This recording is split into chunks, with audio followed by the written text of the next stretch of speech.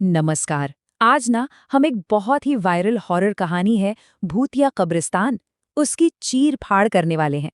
मतलब हम सिर्फ कहानी सुनेंगे नहीं बल्कि ये समझेंगे कि आखिर ऐसा क्या है इस कहानी में, कौन से वो तरीके हैं जो इसे इतना असरदार और डरावना बनाते हैं। तो चलिए शुरू करते हैं। तो सवाल यही है, आखिर एक मामूली सी लगने वाली भूतिया कहानी हमारे दिमाग में हमेशा के लिए बस कैसे जाती है। और यही सवाल, आप समझिए, इस पूरे विश्लेषण की जड़ है।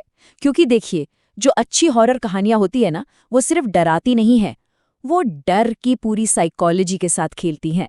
देखिए, किसी भी बेहतरीन हॉरर कहानी की पहली शर्त क्या होती है? एक ऐसा किरदार जिसके लिए हम महसूस कर सकें, जिसकी परवाह कर सकें।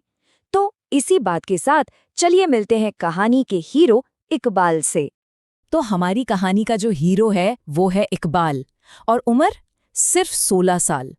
सोचिए, एक ऐसी उम्र जो सपनों की होती है, मौज मस्ती की होती है, लेकिन उसकी जिंदगी का सच बिल्कुल अलग है।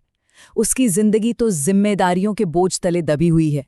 वो अपने बिस्तर पर पड़े अब्बू की देखभाल करता था, गुजारे के लिए जूते पॉलिश करता था, और फिर जब उसके अब्बू का इंतकाल हो गया तो उसे अकेले ही उन्हें दफनाना पड़ा।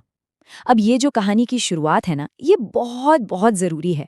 ये सारी मुश्किलें हमें इकबाल से इमोशनली जोड़ देती हैं, क्योंकि जब तक हम किरदार की परवाह नहीं करेंगे, हमें उसके लिए डर भी तो महसूस नहीं होगा ना, है ना? तो अब सीन ये है कि शाम ढल रही है। इकबाल दुख में डूबा हुआ है, बिल्कुल अकेला, और कब्रिस्तान से बस निकलने ही वाला है। और एक बात पर गौर कीजिए, कहानीकार ने जानबूझकर शाम का वक्त चुना है। ये दिन और रात के बीच का धुंधलका होता है, वो वक्त जब हमारी जानी पहचानी दुनिया धीरे धीरे एक अनजाने अंधेरे में बदलने लगती है। और बस इसी धुंधलके में कहानी का रुख एकदम से बदल जाता है। अब ये सिर्फ एक दुख भरी कहानी नहीं रही, अब ये एक खौफ की दास्तान बनने जा रही है। वो जैसे ही गेट्स तक पहुंचता है ना, उसे पीछे से एक जानी पहचानी आवाज सुनाई देती है। बस यहीं से डर का पहला बीज बोया जाता है। ये कोई अजीब सी चीख नहीं है, बल्कि एक पहचानी हुई आवाज है। और यही बात डर को और भी ज्यादा पर्सनल और बेचैन करने वाला बना देती है। वो आवाज उसे पुकारती है, इक्कू। अब ये वो नाम है जिससे सिर्फ और सिर्फ उसके अब्बू उसे प्यार से बुलाते थे। इस एक लफ्ज से क्या होता है, इकबाल के दिल में एक ही पल में उम्मीद भी जगती है और खौफ भी। क्या ये सच में उसके अब्बू हैं? और फिर एक दूसरी और भी साफ आवाज आती है, बेटा इक्कू, मुझे बहुत प्यास लगी है। बस अब कोई शक नहीं बचा, ये आवाज यकीनन उसके अब्बू की ही है। और ये जो गुजारिश है, ये इतनी इंसानी और दर्द भरी है कि इकबाल का दिल पिघल जाता है। लेकिन जैसे ही वो पलटता है, वो देखता है कि कब्रिस्तान का मेन गेट अब बंद हो चुका है, ताला लगा है। तो अब वो सिर्फ इमोशनली नहीं बल्कि फिजिकली भी वहां फंस चुका है। ये जो ट्रैप होता है ना, ये हॉरर का एक क्लासिक टूल है।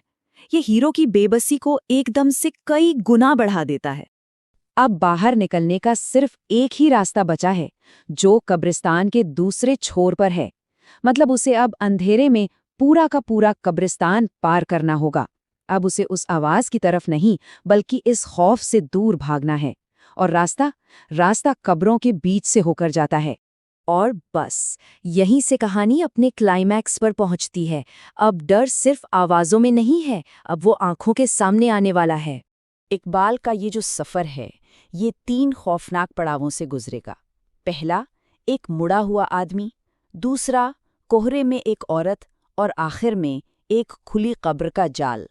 चलिए एक एक करके देखते हैं कि ये डर कैसे बढ़ता है। तो सबसे पहले उसे एक अकेला आदमी बैठा हुआ दिखता है। इकबाल मदद की उम्मीद में जब उसे छूता है, तो वो आदमी अपनी गर्दन पूरी की पूरी 180 डिग्री घुमाकर उसकी तरफ देख लेता है। ये एक क्लासिक जंपस्केयर है। ये काम क्यों करता है? क्योंकि ये इंसानी शरीर के नियमों को तोड़ता है और हमारे अंदर का सबसे गहरा डर जगाता है, जो है अननेचुरल या अस्वाभाविक चीजों का डर। अब वो दहशत में वहां से भागता है और सीधा एक घने कोहरे में घुस जाता है। कोहरा भी डर पैदा करने का एक शानदार तरीका है ना। ये हमारी देखने की शक्ति छीन लेता है, हमें अकेला और कमजोर महसूस कराता है। और जाहिर है, इसी कोहरे के बीच से एक औरत निकलती है जिसे देखकर ऐसा लगता है मानो वो अभी अभी किसी कब्र से उठकर आई हो। डर के मारे वो पीछे रटता है और उसका पैर फिसलता है और वो सीधा एक ताज़ा खुदी हुई खुली कब्र में जा गिरता है। ये सिर्फ एक गड्ढा नहीं है, समझिए, ये मौत का सिंबल है, उसका प्रतीक है। इस एक पल में वो फिजिकली और मेंटली दोनों ही तरीकों से अपनी सबसे कमज़ोर हालत में है। और तभी जब लगता है कि इससे बुरा क्या होगा, वो डरावनी औरत उसकी गर्दन पकड़ लेती है और उसे नीचे खींचने लगती है, मानो उसे जिंदा दफनाने की कोशिश कर रही हो। बस कहानी का तनाव अब अपनी पीक पर है। डर अब सिर्फ आवाजों या नजारों तक नहीं रहा, वो एक जानलेवा हमले में बदल चुका है। जब लगता है कि सारी उम्मीदें खत्म हो चुकी हैं, ठीक तभी कहानी में एक जबरदस्त मोड़ आता है। एक बचाव होता है, लेकिन ये बचाव भी उतना ही रहस्यमयी है जितना अब तक का खौफ था। जैसी इकबाल की आंखें बंद होने लगती है ना, अचानक हवा का एक तेज झोंका उस कब्र के अंदर से गुजरता है। माहौल में ये जो अचानक बदलाव है, ये एक नई अनदेखी शक्ति के आने का इशारा है। पर सवाल यह है कि ये शक्ति दोस्त है या दुश्मन? फिर उसे महसूस होता है कि किसी मजबूत हाथ ने उसका हाथ पकड़ा है और उसे खींचकर बाहर निकाल लिया है। ये वही बचाव का पल है जिसकी उसे उस वक्त सबसे ज्यादा जरूरत थी। लेकिन जब वो पलट कर देखता है तो वहां कोई भी नहीं होता। उसे बचाया तो गया, पर बचाने वाला गायब है, अदृश्य है। और यही रहस्य कहानी को सिर्फ हॉरर से निकालकर एक ज्यादा गहरे सवाल की तरफ ले जाता है। तो अब हम आते हैं कहानी के आखिरी हिस्से पर, वो हिस्सा जहां डर के पीछे छिपे असली मतलब का खुलासा होता है। कब्रिस्तान से बाहर आकर इकबाल को आखिरकार सच्चाई का एहसास होता है। जिस हाथ ने उसे बचाया वो उसके अब्बू का था। अब्बू की वो आवाज़ उसे फंसाने के लिए नहीं थी, बल्कि शायद उसे उन बुरी ताकतों से बचाने के लिए थी।